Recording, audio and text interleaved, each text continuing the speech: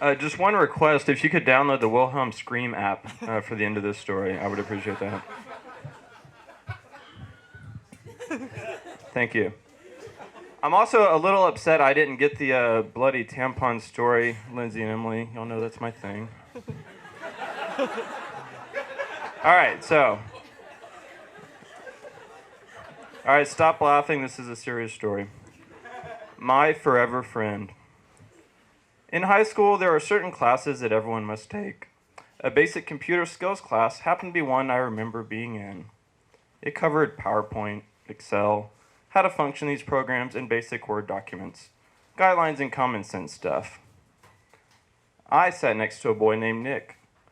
Nick had been in a lot of my classes throughout my life, mostly because we grew up living streets apart. Therefore, we continued to attend the same schools. Nick and I had always gotten along well. For us, our opposite personalities attracted and made us compatible friends. I was outspoken and friendly, and although Nick was quiet, I respected that. As you should.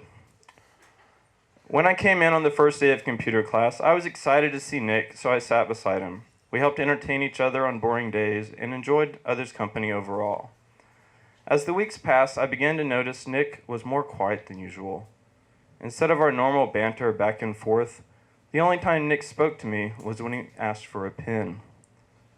I thought it was odd. For one, this was a computer class. We rarely wrote at all. And two, every time he returned my pen, the cap was missing. I tried not to pry and think too much about it, but my mind began to wander and grew more and more curious. One day I really looked at Nick. He was much thinner, and his normal puberty breakouts seemed much worse than normal. Nick's appearance wasn't the only thing that began to change.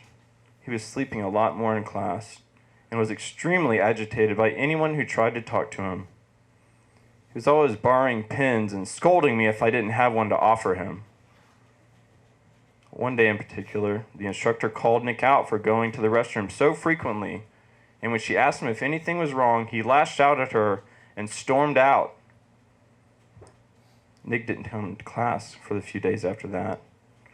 Going home one day, I couldn't shake the feeling that something was going on. So I paid Nick a visit at his home. When I got to his house, his older sister greeted me with a hug and asked if I'd like to stay for dinner.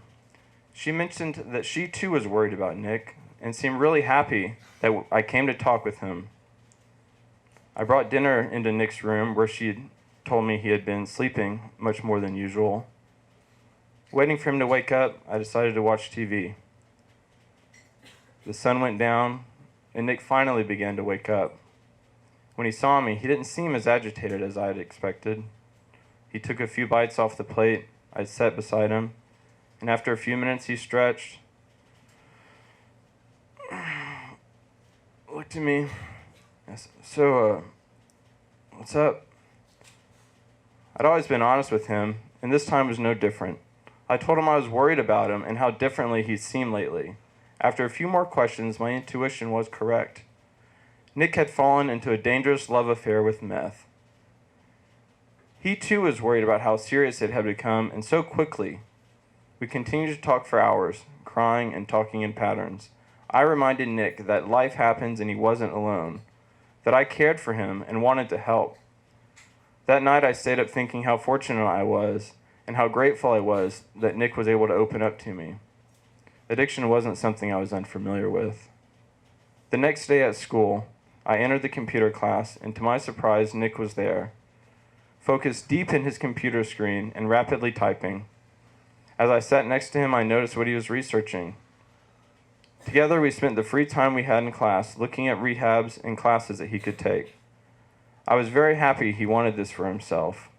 Day after day, Nick began to gain color and weight, and even a wonderfully new, outspoken personality. Nick and I had never talked about the negative pit he had unfortunately fallen into, but every once in a while, he would look at me with a smile and ask to borrow a pen, to which I would giggle and reply, "Sure, just don't keep the cap." He never did. And that man was Nick Carter from the Backstreet Boys. That part's not true. Thank you.